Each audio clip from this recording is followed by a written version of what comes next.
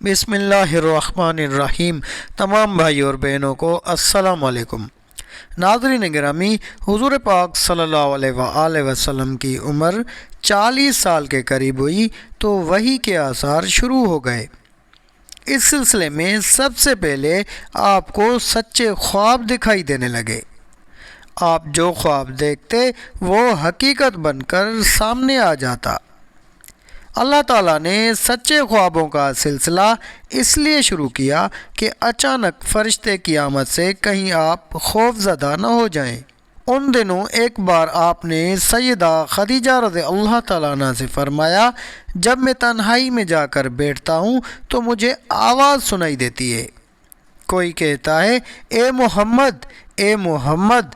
ایک بار آپ نے فرمایا، مجھے ایک نور نظر آتا ہے، یہ نور جاگنے کی حالت میں نظر آتا ہے، مجھے ڈر ہے اس کے نتیجے میں کوئی بات نہ پیش آ جائے۔ ایک بار آپ نے یہ بھی فرمایا، اللہ کی قسم مجھے جتنی نفرت ان بتوں سے ہے اتنی کسی اور چیز سے نہیں۔ وحی کے لیے آپ کو ذہنی طور پر تیار کرنے کے لیے اللہ تعالیٰ نے فرشتے اسرافیل کو آپ کا ہمدم بنا دیا تھا۔ آپ ان کی موجودگی کو محسوس تو کرتے تھے مگر انہیں دیکھ نہیں سکتے تھے۔ اس طرح آپ کو نبوت کی خوشخبریاں دی جاتی رہیں، آپ کو وحی کے لیے تیار کیا جاتا رہا۔ اللہ تعالیٰ نے آپ کے دل میں تنہائی کا شوق پیدا فرما دیا تھا، چنانچہ آپ کو تنہائی عزیز ہو گئی۔ آپ غار حرا میں چلے جاتے اور وہاں وقت گزارتے۔ اس پہاڑ سے آپ کو ایک بار آواز بھی سنائی دی تھی، میری طرف تشریف لائیے اے اللہ کے رسول۔ اس غار میں آپ مسلسل کئی راتیں گزارتے، اللہ کی عبادت کرتے۔ کبھی آپ 3 راتوں تک وہاں ٹھہرے رہتے، کبھی 7 راتوں تک، کبھی پورا مہینہ وہاں گزار دیتے۔ آپ جو کھانا ساتھ لے جاتے تھے جب ختم ہو جاتا تو گھر تشریف لے جاتے۔ یہ کھانا عام طور پر زیتون کا تیل اور خشک روٹی ہوتا تھا، کبھی کھانے میں گوشت بھی ہوتا تھا۔ غار حرا میں قیام کے دوران کچھ لوگ وہاں سے گزرتے اور ان میں کچھ مسکین لوگ ہوتے تو آپ انہیں کھانا کھلاتے۔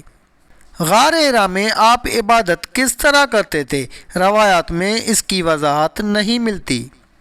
علماء کرام نے اپنا خیال ظاہر ضرور کیا ہے۔ ان میں سے ایک خیال یہ ہے کہ آپ کائنات کی حقیقت پر غور و فکر کرتے تھے، اور یہ غور و فکر لوگوں سے الگ رہ کر ہی ہو سکتا تھا۔ پھر آخرکار وہ رات آ گئی جب اللہ تعالیٰ نے آپ کو نبوت اور رسالت عطا فرما دی۔ آپ کی نبوت کے ذریعے اپنے بندوں پر عظیم احسان فرمایا۔ وہ ربیع الاول کا مہینہ تھا اور تاریخ 17 تھی۔ بعض علماء نے یہ لکھا ہے کہ وہ رمضان کا مہینہ تھا، کیونکہ قرآن رمضان میں نازل ہونا شروع ہوا تھا۔ 8ویں اور تیسری تاریخ بھی روایات میں آئی ہے، اور یہ پہلا موقع تھا جب جبرائیل علیہ السلام وحی لے کر آپ کی خدمت میں حاضر ہوئے۔ اس سے پہلے وہ آپ کے پاس نہیں آئے تھے۔ جس صبح جبرائیل علیہ السلام وحی لے کر آئے وہ پیر کی صبح تھی، اور پیر کی صبح ہی آپ اس دنیا میں تشریف لائے۔ آپ فرمایا کرتے تھے، پیر کے دن کا روزہ رکھو کیونکہ میں پیر کے دن پیدا ہوا اور پیر کے دن ہی مجھے نبوت ملی۔ بہرحال اس بارے میں روایات مختلف ہیں۔ یہ بات ہے کہ اس وقت آپ کی عمر مبارک کا 40واں سال تھا۔ آپ اس وقت نیند میں تھے کہ جبرائیل علیہ السلام تشریف لے آئے۔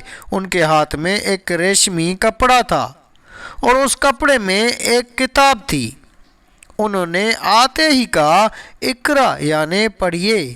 آپ نے فرمایا، میں نہیں پڑھ سکتا، یعنی میں پڑھا لکھا نہیں۔ اس پر جبرائیل علیہ السلام نے آپ کو سینے سے لگا کر کھینچا۔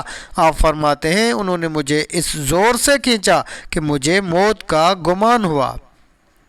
اس کے بعد انہوں نے مجھے چھوڑ دیا، پھر کہا، پڑھیے، یعنی جو میں کہوں وہ پڑھیے۔ اس پر آپ نے فرمایا میں کیا پڑھوں؟ تب جبرائیل علیہ السلام نے سورۃ العلق کی یہ آیات پڑھی جن کا ترجمہ یہ ہے کہ اے پیغمبر صلی اللہ علیہ وآلہ وسلم، آپ پر جو قرآن نازل ہوا کرے گا اپنے رب کا نام لے کر پڑھا کیجئے، یعنی جب پڑھیں بسم اللہ الرحمن الرحیم کہہ کر پڑھا کیجئے۔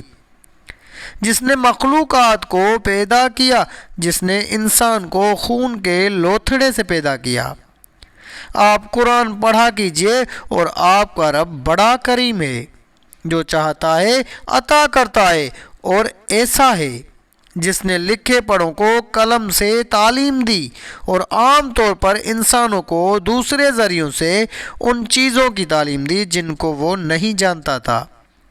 آپ فرماتے ہیں میں نے ان آیتوں کو اسی طرح پڑھ دیا جس کے بعد وہ فرشتہ میرے پاس سے چلا گیا۔ ایسا لگتا تھا کہ گویا میرے دل میں ایک تحریر لکھ دی گئی ہو، یعنی یہ کلمات مجھے زبانی یاد ہو گئے۔